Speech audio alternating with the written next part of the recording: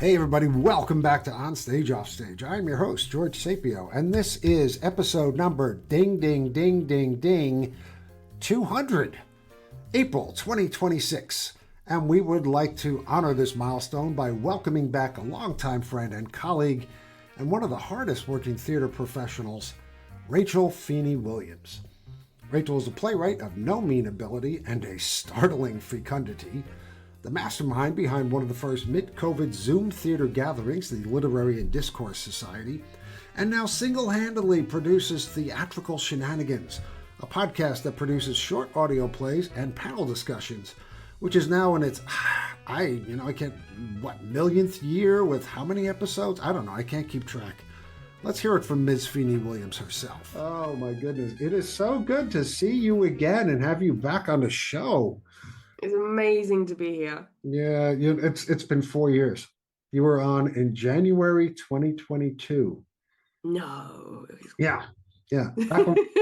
Back when we were still relatively new to each other and not long-time respected colleagues. Yeah. So. Back when you could still stand the sight of me. Well, we'll talk about that later.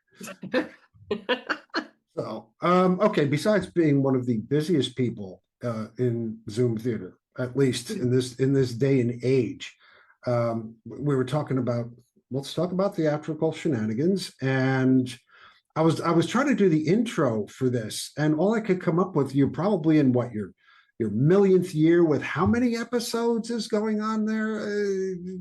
Catch me up here. So we are on season 6 at the moment. Okay. We're currently around the 180 mark. We will be hitting some fairly big numbers later on this year. Now you're catching up to me. Because this is going to, when you air, this is going to be my 200th episode. Wow. I saved you for a milestone episode here. And wait, you've been here, what, 6 years, and you're catching up to me for 180, and I'm doing one a month? Oh, man, I need to work harder. Yeah, but to be fair, I am incredibly lucky in the sense that I've gotten to know so many amazing playwrights and voice actors, and they're the ones that really bring me the material. I just, sit here and put it together like the world's most frustrating jigsaw puzzle. Yeah, but only somebody who actually does the audio, okay, understands how much work that is, especially because you send the parts out and you say, record your part. So we do. And we record all of our lines. And then you got to stitch the whole thing together. I do this, but I don't do it like that. That's just so much work. Well, I realized very early on that I was going to want to get people involved from all over. And I'm very much aware that trying to get people, even in the same country, much less different time zones, on the same Zoom meeting to record it all together was always going to be problematic. And I think that people quite like having the ability to record it in their own time and in their own homes and just be able to relax and have fun with it rather than having the kind of almost pressure of doing it all in like 1 or 2 takes on a Zoom meeting. And like I said, I've had the great pleasure of listening to some incredibly amazing voices, your own included, obviously. Well, thank you. I'm blushing here.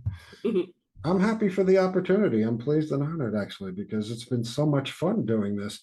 So when I first did it, I questioned your method because I when I do plays, I always have people there to do them so they can bounce off of each other. Okay. And I wasn't quite sure how it was going to sound. And when I heard the first one, I was very impressed. When I kept hearing the other ones, the way they're coming together, it sounds natural. Yeah.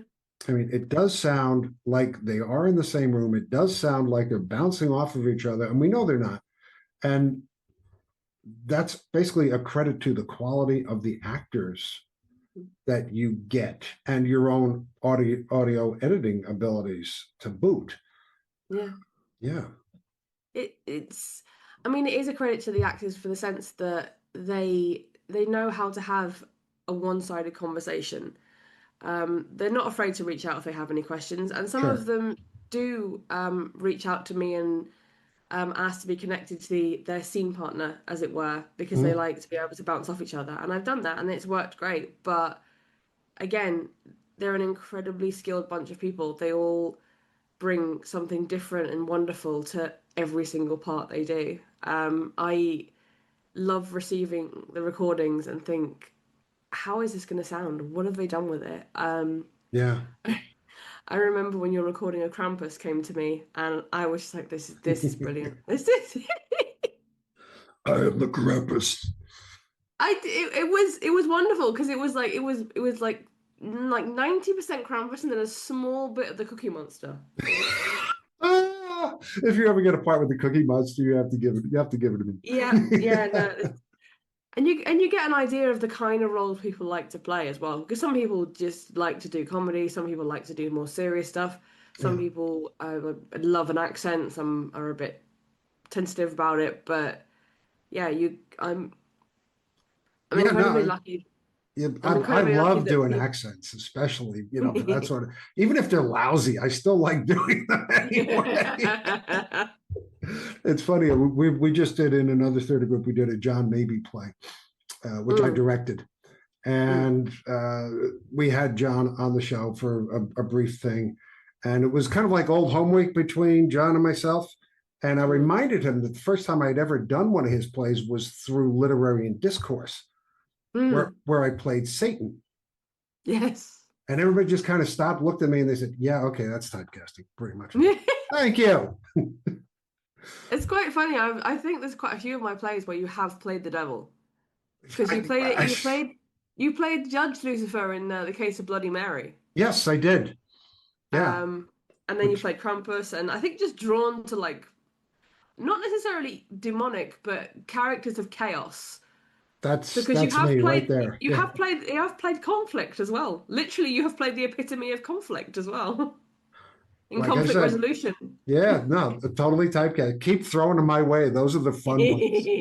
Yeah, I never wanted a starring role. I always want those one roles that come in, you get to steal the scene and then run off and then do the character stuff. It's so much fun. Uh, Yeah, so you're coming up on, all right, you're coming up on your own 200th episode now. I am. 2nd of July. The I've structured it so it will be the third part of a full-length play of my own family history. It's very it's a it's not it's kind of like a thriller mystery drama type thing. But I knew I wanted to do something special for it anyway. And yeah, I genuinely couldn't believe it when I was putting through the plans and I was like, really?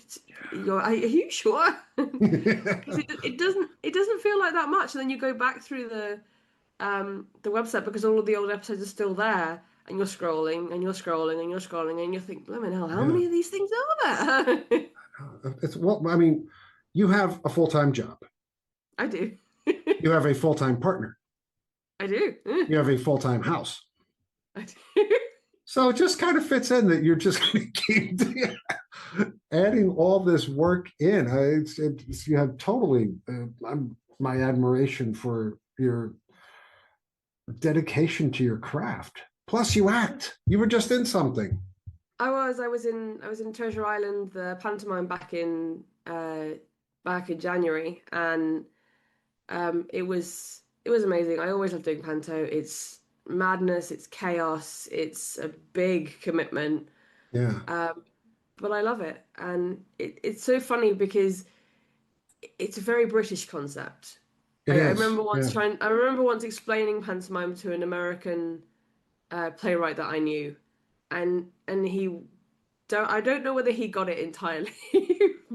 Try it again because there are going to be a lot of Yankees out here listening to this thing who don't know what a panto is, but you folks do them all the time. We do. It's a staple of British theatre.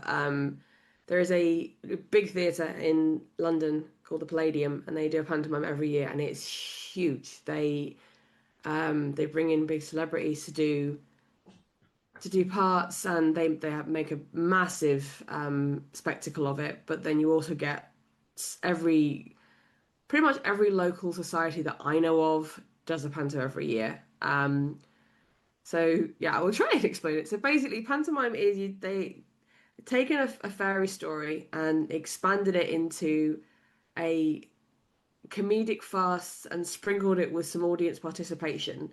You have stock characters of the principal boy, who's normally a prince of some description, principal girl. You have a comedic duo who will bounce back and forth off each other. You will have your villain. You will have pantomime dame, which is a central element of it, and pantomime dame is always played by a man. This sounds like And dressed. Shakespeare. It kind of is in a way because pantomime dame is always played by a man, and principal boy is normally played by a girl. So There we go. yeah. But I had my first experience of playing a pantomime villain as Long Joe Sylvia in Treasure Island. Um, Beautiful. so yes, I've R myself out. Yeah, I saw the pictures and I saw the makeup. Absolutely smashing. So apart from theatrical shenanigans, you have, as if this wasn't enough, mini shenanigans. Why Yes. mini? What's with the mini stuff? So basically, I started Theatrical Shenanigans with the idea that I wanted to do 10 episodes a season of plays written by playwrights from all over the world, Yep. and I wanted to chat to people. And I did the first season, and I was like, okay, but now I want something to fill the gap in between the end of the first season and the start of the next one. So I thought, okay, I'll just put a load of little plays together.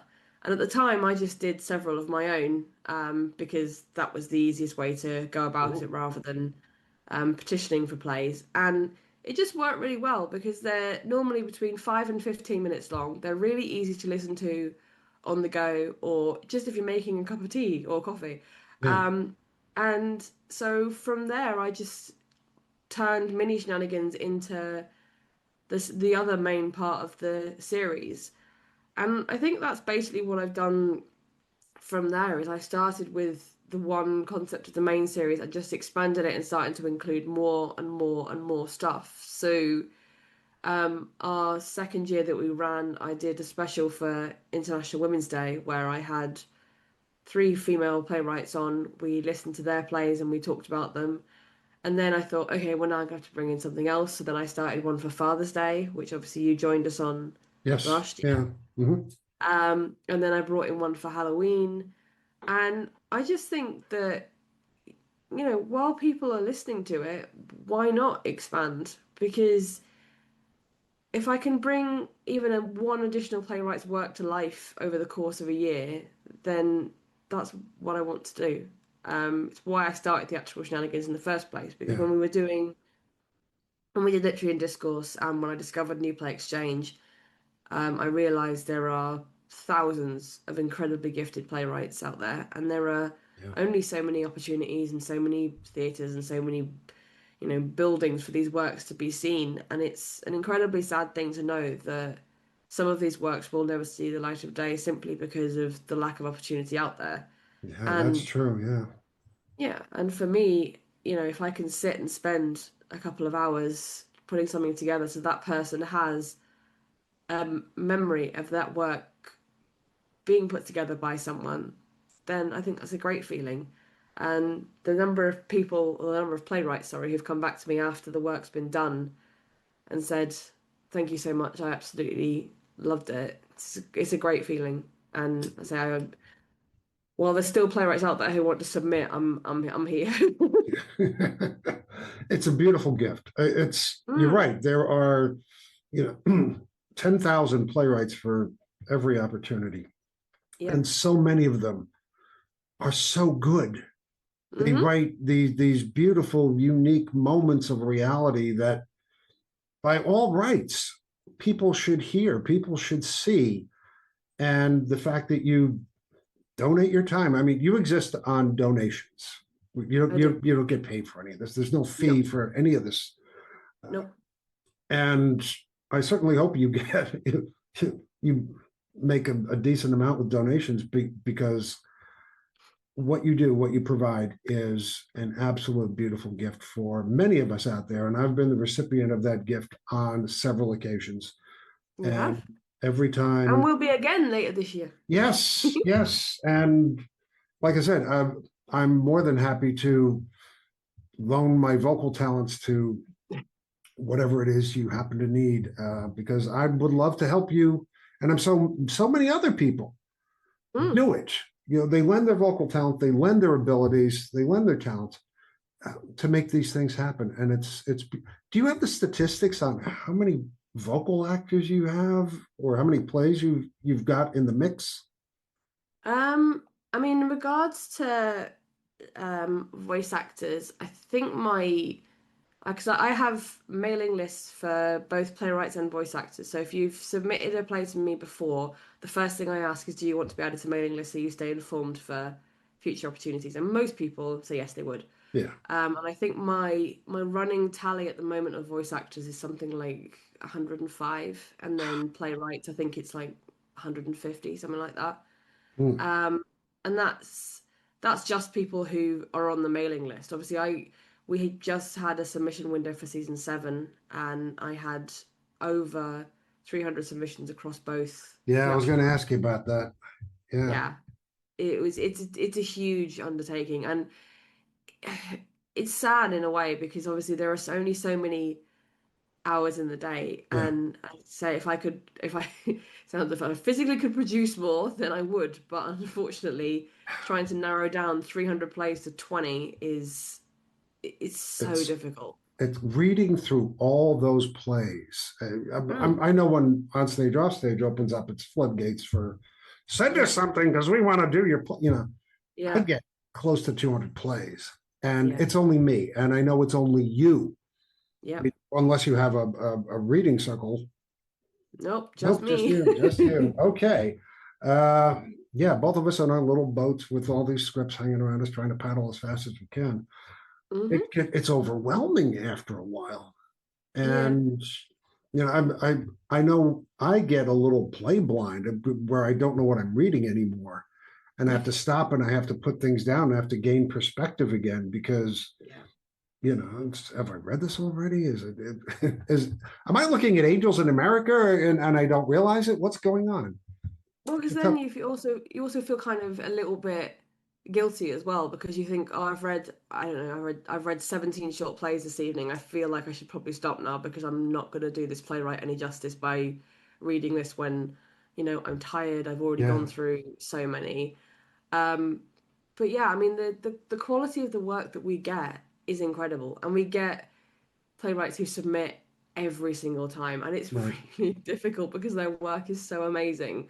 And I just sit there thinking, I can't like produce this playwright every season. I need to kind of flex it out a little bit. I say I've done so many of John Bus's plays over the Yes. years, and I'm his actually work thinking is of doing one of his for a different a different yes. playwriting group. Yes, yeah. But they're so varied as well because he just does very first play of his I did was called A Conversation About Mum, and it was utterly, utterly heartbreaking. And then we've done one that's um, due to come out. I think it's later this year. Um, it's early one evening at the Miskatonic Community Book Club, and it's just Mm, it's so funny. And the thing is, you shouldn't feel bad for having playwrights that do get produced multiple times because that's just the role of the dice. Unfortunately, there yeah, are, and it's not even just I don't know about you, but it's not even just about reading the plays. It's once you've got it down to a certain number, you then have to look at the balance of right. drama versus comedy and maybe political versus non-political because you do have to think about your audience because as much as some of my audience is just people who love audio plays and will listen to everything, Mhm. sometimes it is a bit exhausting to listen to just, sad play, sad play, sad play. So you Right. do have to find that balance of comedy versus drama. So it's a huge task on its own. And I I only do one, maybe two submission windows a year, and Right. it really does take the wind out of my That's sails. no, no, no, no. That's plenty. Yeah. Some would argue one submission window is plenty, but that also brings up the conundrum and the horrible thing of the rejection slips that we get because we Yeah. send in stuff that we love that we know is right for something, and we get that back that says we had 635 submissions and so many of them were quality work, and it's true. Mm, Right? So many of them are good and they have value and they should be heard and they should be performed and yeah. they should be celebrated. But you know what? We don't have the room. Mm. And I send out a play and I lose to Rachel Feeny-Williams, or I lose to John Busser, or I lose to John Maybe, or Mm. one of those folks. And while I wish I had gotten in, I have to think there are so many other people out there who are that good that it's fair. It really is. Yeah. And especially, I mean, you've produced me a couple of times on your show, a few times. Mm. And, when I don't get produced, that's fine. I know you can't produce me every season. No. Why you can't produce me every season, but no, okay.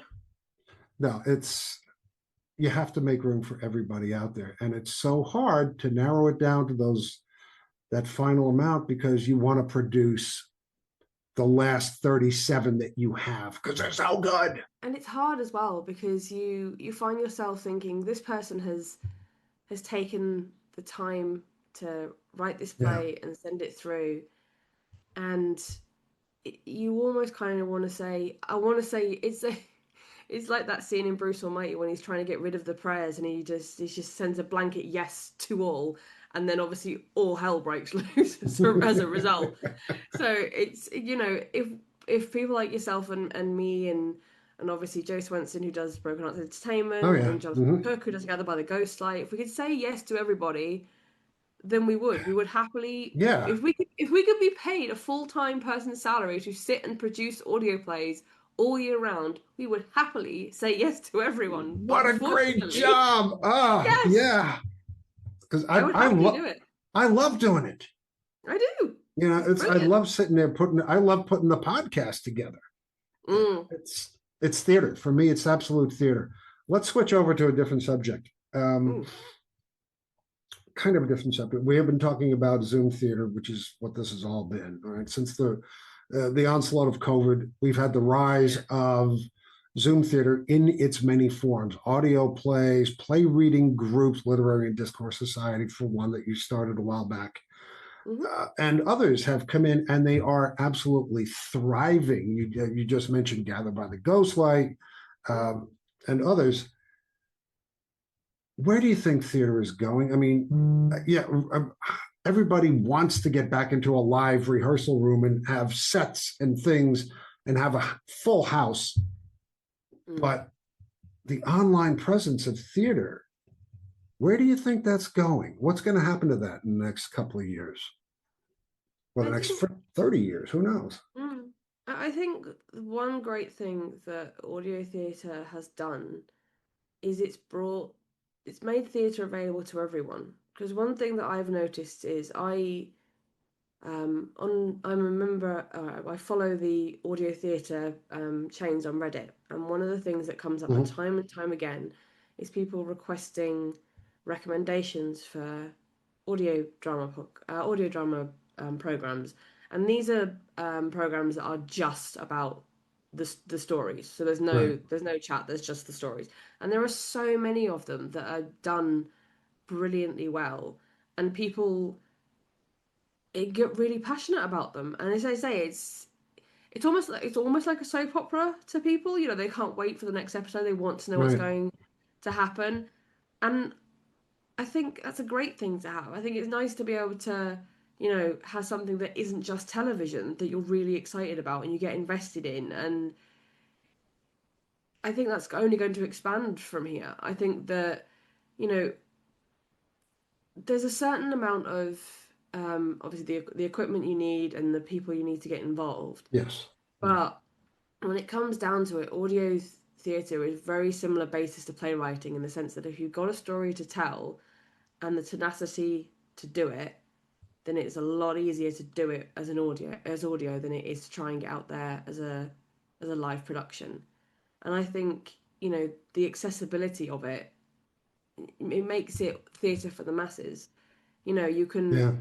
you can pick up your phone and stick on some headphones and go out for a walk and listen to, easily a dozen or more episodes of Theatrical Shenanigans, all Gathered by the Ghostlight, all Broken Arts Entertainment, Hmm. and you'll always get something different, and you'll always find something new to get excited about. It's not, having to take the train to London. It's not having to pay out, 75, £100 for a theatre seat. It's Yeah. it's just about being able to sit there and enjoy a story that a playwright out there has put together in an amazing way. And it's quite nice as well when you're sat listening to something when you can just sit and close your eyes and you can see it in your head. You're not Yeah. you're letting your imagination run wild with it. It's no different to when you pick up a good book. And I think Exactly. that's, Yeah. yeah, and you Yeah. can do that.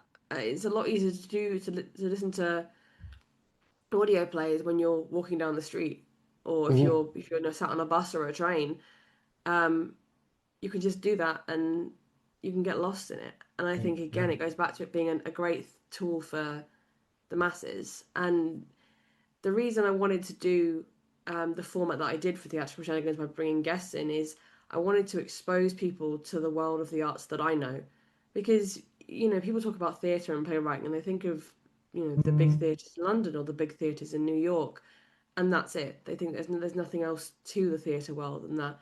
I have spoken to so many people who've done so many incredible things with their careers, and it never gets a look in because the big flashy theatres in London and New York are Yeah. kind of hogging the spotlight, as it were. So I think Well, that's another great thing it's done is it's forced the spotlight to be shared even tiny little bit. yeah. Well, I know the Royal Court has turned me down probably at least 100 times. But I kind of expected that. But you're right. It does bring theater to the people who are too far away from London, Mm, can't afford the Royal Court. Okay. yeah. Don't want to, put a pair of chinos over their Hello Kitties and go out for the evening. Um, and it is convenient. And there is a selection you can't get by looking at what the established theaters have. Mm, And almost all of this is new work. yeah. This is work that you won't see on Broadway or the West End. Mm. And all these folks out there, all these playwrights who toil away in obscurity in a dark hole somewhere in a sub basement, trying to pump this stuff out because just solely for the love of being able to tell stories. So going back to what you said about rejection, though, I interviewed Robert J. LeBlanc in my very first season. Yes, Incredible man, and also produces podcasts as well. yes, And he said the way to look at rejection is it's not a no, it's a not right now. yeah, And I kind of adopted that philosophy. It's a case of, maybe you think the play was right for it, but at the end of the day, you don't know what the reader's circle is thinking. You don't know mhm, what kind of pressures they've had from, the money people as regards to what they can produce and what they can't, or like the limitations on what they can put out on a stage. And that's the other great thing about audio. The sky's the limit. If I want to do a play that's set in space, I can do a play that's set in space, and it yeah, doesn't cost me any more than doing a play that's set in an office. exactly, yeah. Speaking of which, Mm. what does this need to tell stories? I mean, you've Huh? been yeah, you are positively unstoppable. I know you've been on a small break, but you've been pumping out plays and stories for a number of years now. And why? Why do you do this? um, I think it's for a couple of reasons. I think for me, it started out as something that I just did as part of my education. So when I was at university, one of my assessments was to write a monologue for stage, and that monologue was then expanded into a full-length play, which I then produced as part of my university degree. And then after that, it kind of fell by the wayside a bit while I got really invested into performing. Um, and then I remember being involved with societies, and they were doing the same kind of plays again and again, where it was, six guys and two women. So you've got, guys having the ability to do whatever role takes their fancy, and you've got 10 women in community theatre fighting for two roles. Right. Um, and if, you don't get a part, then, what do you do for the next 3, 4 months until the next audition happens? So then I started sort of asking myself questions about things that I'd seen or things I'd overheard, and I started putting together a couple of plays. But it wasn't really until COVID hit that I went full steam, and that was simply because, bless him, my other half said that I needed to find something to do. um, so I discovered this amazing play a day challenge, which is run by the Literary Challenge people, and Yeah. basically it's as it sounds. Every day they send you out a brief which was as wide and varied as you could possibly ask for, and you had a day to put something together. And as mad as that sounds, it could have been as long or as short as you needed it to be. And then there's obviously, you can go back to it after that. Right. But the inspiration flow from those kind of events were just incredible. And when that finished, I was like, it was almost like a new drug to me. I was like, well, I need to do this again. I want to do this again now. So then I just started. So yeah, then I just started doing them on my own. I started, I find like a picture every day or a word every day, and I Yeah. just write something, anything that I thought fit. And some of those plays have been expanded. Some of them have gone like complete full length. Um, one of them, Believe Me, which is one that I talk about quite a lot. Right. Yeah. Yeah, it started out as simply as the word fence, and then it was a short play of 15 pages. Then went up to 25. Then went up to full length. Then it became a 4-part audio series. The short version has been produced twice. I'm still hoping for a full length production at some point. But again, it's a work that's done the almost the full cycle, as it were, Yeah. and that was from one word. And I think there are so many playwrights out there like me who you can be stood in the queue at the supermarket and you overhear someone say something to someone else and you just think there's a play in there somewhere. Yes, there And it is. happens all the time. Yes, it does. Yeah. I I would sit in coffee shops with my Mm. hat pulled down low and a big set of headphones on. Nothing was playing in there. And I'd hunch down, in front of my computer. Either I'm writing something or I'm waiting for something to happen. And around me, I would hear all these voices, Yeah. different tempos, different volumes, different subjects, different emotional things. Some of which were extremely painful, some of which were extremely uncomfortable. Like the one Mm. woman who was complaining to her girlfriend about her boyfriend's inability to. Well, we'll come back to that later. Um,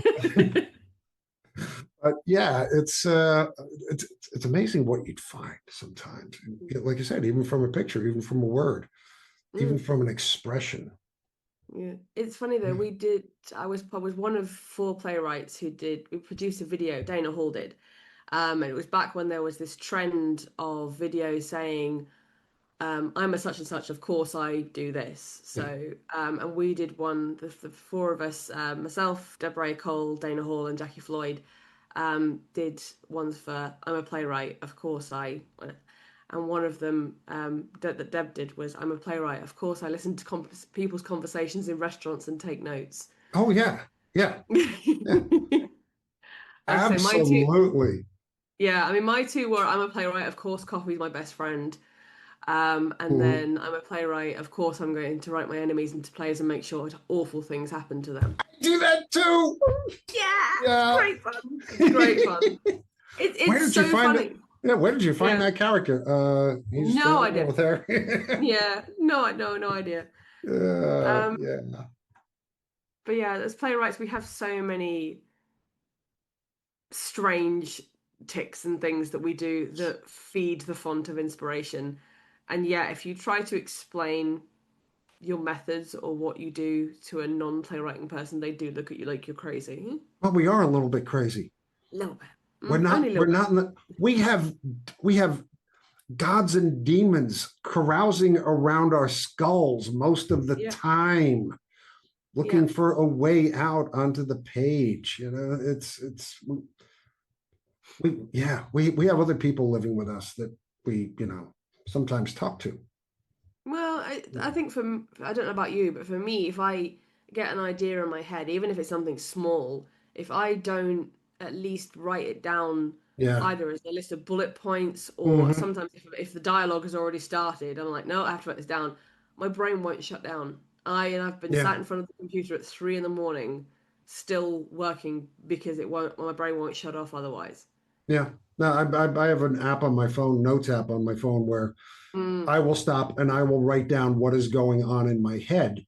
And I was yeah. doing this the other night when we were out having dinner with people, and somebody said, "Oh, I'm sorry, is our conversation not, interesting enough for you?" I said, No, "No, it's look. really interesting. I'm trying to write it down as we go." Yeah. One last question, and then I'll let you get back to real life. Speaking of writing your own plays, you're going to be doing something in December. You're doing your own Christmas Carol, yes, and you're going to direct it. Is that what I Yes. heard? Yes. So, again, going back to what I said about asking myself questions and writing a play in response, a couple of years ago, I had a very dear friend of mine, and we were talking about Christmas Carol, and I was talking about obviously there's been many different versions done, and Yeah. I said, I think it would be interesting to flip it and make Scrooge a woman. And his instant response was, no, no, no, that would never work. Scrooge is always meant to be a man. What? Yeah, and I see. I love him. He's a very lovely man. But that kind of lit a fire in me, and I was like, oh, that's challenge accepted. So I went away, Did you name and her Scroogette? huh? Did you name her Scroogette? No, no, Okay. she's Edwina Scrooge. Oh, I like that. That's good. Yeah. Edwina Scrooge and Juliet Marley. So I went away and wrote this play, and I really had great fun writing it. And when I first started producing Theatrical Shenanigans, I thought I'm going to put this in for Christmas. So we went out as an audio play Mhm. Christmas Eve the very first year, and um, since then I've been kind of trying to get it up on its feet as a live show, and I've had the go ahead from my local group to um, direct it as a full production in December. Here's hoping I Nice. can cast it. That's Nice. the only thing with a Nice. Christmas Carol. It's lots of people. Oh, So no, that's the thing about it. Yeah. yeah. Absolutely. Yeah. I mean, I don't know if has anybody done a monologue of Christmas Carol? I'm not sure I'd even go to that. But I was gonna say I think I can imagine that would be get quite tedious. yeah, yeah, absolutely. Have you ever directed your own work on stage before? Yeah. No, I have done. I've done for the same local company. I've done a series of four one act short plays, and I directed the four. My practice is I always have someone else by my side as another set of eyes because as the playwright, you can get too close, you can Yeah. get too precious about it. Um, and I don't want to be that kind of person. I don't want to go, no, no, no, this definitely can't. And because you only see it as the way you envisioned it Mhm. when you first wrote it, the way that it appeared in your head. And for sometimes for technical purposes or logistical purposes, that's just not going to work. So yes, I will have a my second set of eyes. And yeah, I'm really looking forward to it. I've started kind of jotting stuff down, and I was when I was in Panto, I was kind of politely harassing people who were in it to say, "Yeah, you're gonna come and do this next year for me, right?" um, but yeah, I see I've got that's my kind of big real life project for this year. Obviously, Theatrical Nice. Shenanigans has got loads still to do for the end of the year. So we've got the rest of season six still to come. Then we go into mini shenanigans. We've got another special for Father's Day. We've got a three-parter 200th special. Then Halloween, and then there's a mini shenanigans season seven runs right the way up until Christmas Day this year. And that was the other thing I realized that since starting Theatrical Shenanigans, the number of episodes I have produced per year has gone up astronomically, year on year. So you can kind of tell I've gone like, no, I'm not satisfied. I need to do more. So I did a post back at the start of the year, or the end of the previous year, thanking everyone who'd been involved with Theatrical Shenanigans. And when I went through and I put the list together, and we produced 75 playwrights, we had 69 voice actors, we had 20 guests for the 2 seasons we had, and we put together 73 episodes last year. That's insane. I That is mean, insane. technically, part of that is Deb's fault because she did her very first play a day, and I decided in support of her I was going to produce a different audio play every day through February. So we had 28 in February alone. Wow. So when you finally collapse, we're going to all blame Deb Cole for this one. No, that's not what I said. But yeah, I am kind of taking the foot off the gas a little bit for this year to hopefully allow myself to write a bit more. But as I say, we've got 2 full seasons, 2 mini shenanigan seasons, and 4 specials, including the 3-parters in 2026. So there'll be plenty there to listen to. Yeah, you should get a rest because you're going to need your 12 weeks on the Côte d'Azur, so to relax. And yeah, Rachel Feeny-Williams, thank you again so much for being a guest on Stage Off Stage. It is always a pleasure, and it really is an honor to be a colleague of yours and to work with you from time to time. Thank you so much. It's been absolutely amazing. Hey kids, thanks for listening to On Stage Off Stage. On Stage Off Stage is produced monthly, and all of our shows can be found at onstageoffstage.org and also on Podbean, Apple Podcasts, Spotify, iHeart, and Google Podcasts. If you enjoy what we do, please recommend us to your friends. Don't forget to like us on Facebook and follow us on Twitter at OnOffStage. And if you are a theater artist with an upcoming project or interest, or know of someone in the theater world who'd make good chat, by all means, send us a note at onstageoffstagepodcast@gmail.com. Our theme music is Don't Worry, Be Frappy by the composer Max Dickinson. You can find a lot more of Max's magnificent music on SoundCloud. I'm George Sapio. Thanks once again for listening, and please be kind to those with whom we share this rock. And as always, happy theatering to all of you.